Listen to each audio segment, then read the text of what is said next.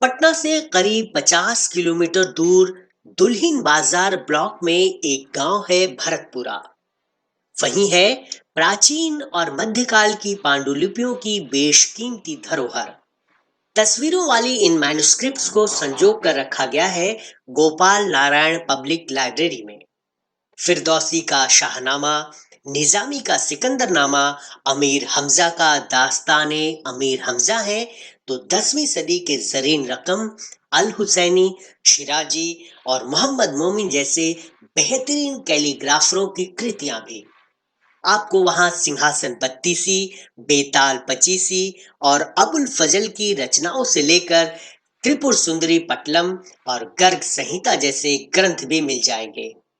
बिहार अभिलेखागार के सहायक निदेशक रह चुके डॉक्टर मासूम रजा काजमी कहते हैं, इस लाइब्रेरी में मुगल काल की तस्वीरों वाली मैन्युस्क्रिप्ट्स हैं। इनमें से कुछ पांडुलिपियां तो ऐसी हैं जो खुदा बख्श खान ओरिएंटल पब्लिक लाइब्रेरी में भी नहीं। खान कहते हैं, कुछ मैन्युस्क्रिप्ट्स ऐसी हैं जिनकी दूसरी कॉपी आपको कहीं और नहीं मिलेगी। जितनी शानदार ये लाइब्रेरी है, उतनी ही रोचक है इसकी कहानी।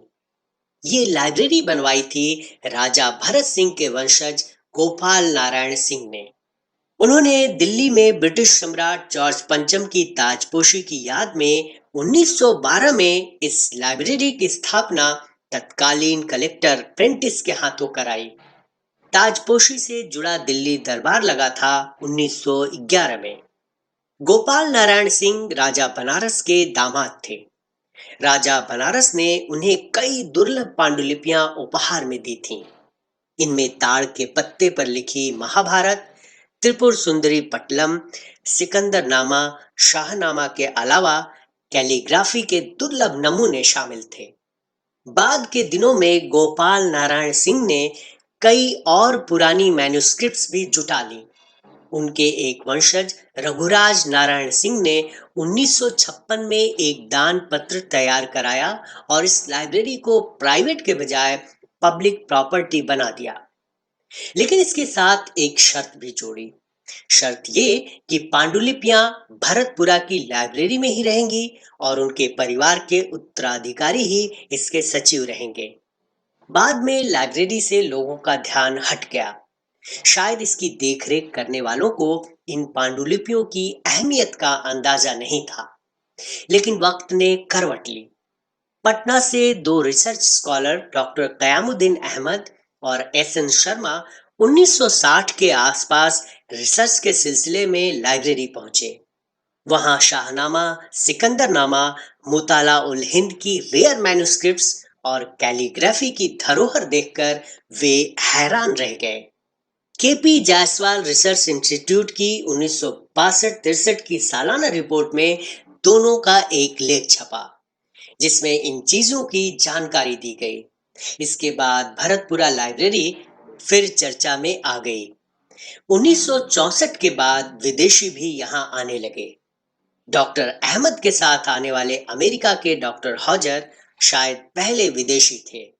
लेकिन भरतपुरा लाइब्रेरी के किस्से में और भी बहुत कुछ जुड़ना था।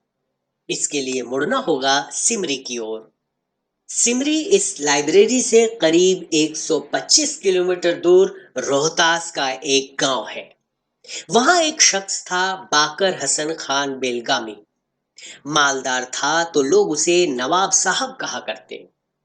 वो पत्थरों, कालीनों, पांडुलिपियों और दूसरी प्राचीन चीजों की खरीद फरोख्त करता था। उसके पास फिरदौसी के ऐतिहासिक ग्रंथ शाहनामा की एक कॉपी थी, लेकिन उसे उसकी अहमियत मालूम नहीं थी। उसने उसे पटना के खुदा बख्श खान ओरिएंटल पब्लिक लाइब्रेरी को बेच दिया। बाद में जब उसे शाहनामा की अहमियत पता चली तो बहुत पछताया। वापस लाने की कोशिशें की, लेकिन नाकाम रहा।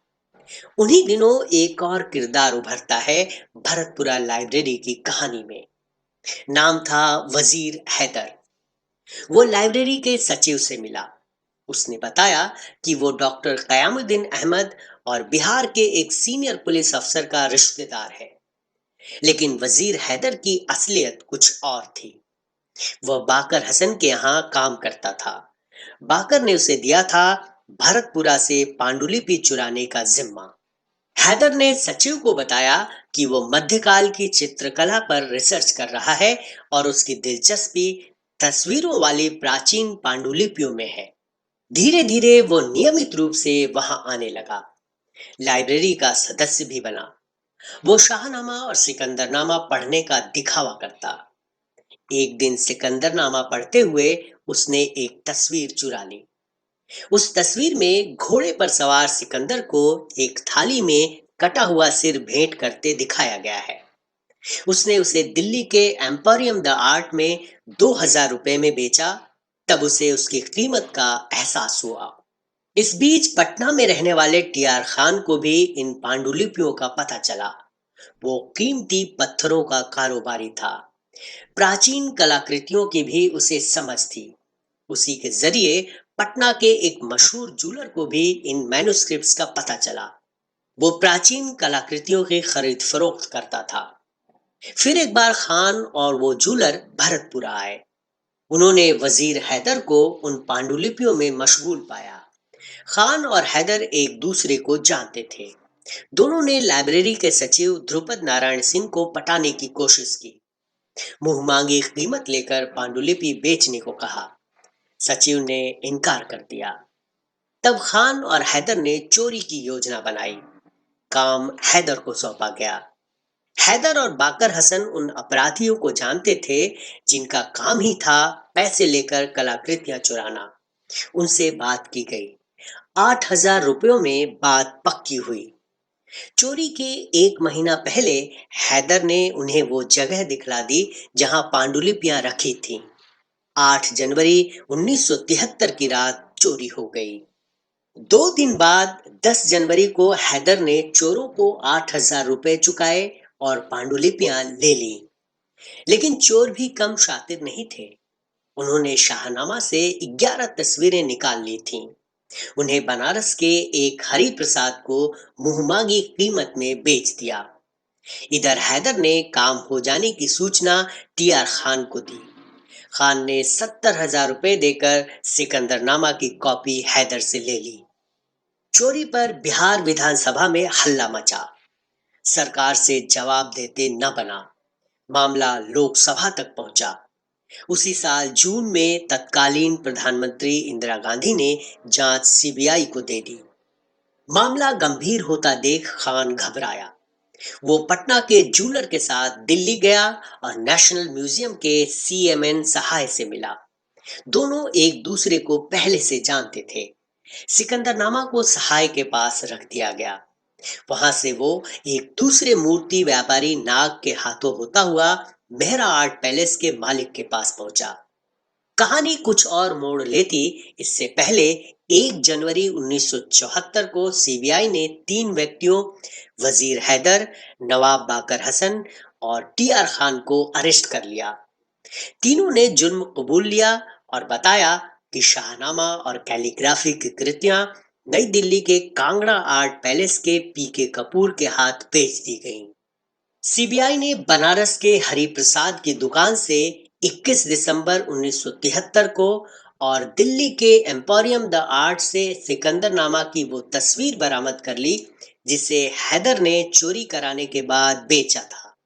29 दिसंबर 1973 को सीबीआई की टीम ने दिल्ली के कांगड़ा आर्ट पैलेस से कैलीग्राफी के वैसलिस के 62 पेज और शाहनामा का एक हिस्सा बरामद किया। 10 जनवरी 1974 को मेहरा आर्ट पैलेस से सिकंदरनामा भी बरामद कर लिया गया। मेहरा उसे एक विदेशी दूतावास के जरिए विदेश भेजने की फिराक में था। 4 पांडुलिपियों में 3 यानी सिकंदरनामा, शाहनामा और वैसलिस तो इस तरह मिल गईं, लेकिन मुताला उल हिंद नहीं मिल सका। बाद के दिनों में इंटरपोल ने कैलिफोर्निया के पास एलिजा नामक स्थान पर उसे बरामद किया। भरतपुरा लाइब्रेरी में कई और अनमोल चीजें हैं। अकबर के दरबार के मशहूर चित्रकार बसावन की पेंटिंग साधु भी इनमें शामिल है। तस्करों ने इसे भी चुरा लिया था। फिर उसे मुंबई में मालाबार हिल की एक दुकान से बरामद किया गया। ये पेंटिंग कागज पर काली स्याही से बनाई गई है। पेंटिंग में मुगल लैंडस्केप का असर साफ दिखता है। आपको ऐसी शानदार लाइब्रेरी देखनी हो तो भरतपुरा हो आइए। सड़क से मुड़ते ही सामने होंगे हरे भरे खेत, एक टीला और उस पर दिखेगी एक छोटी सी इमारत।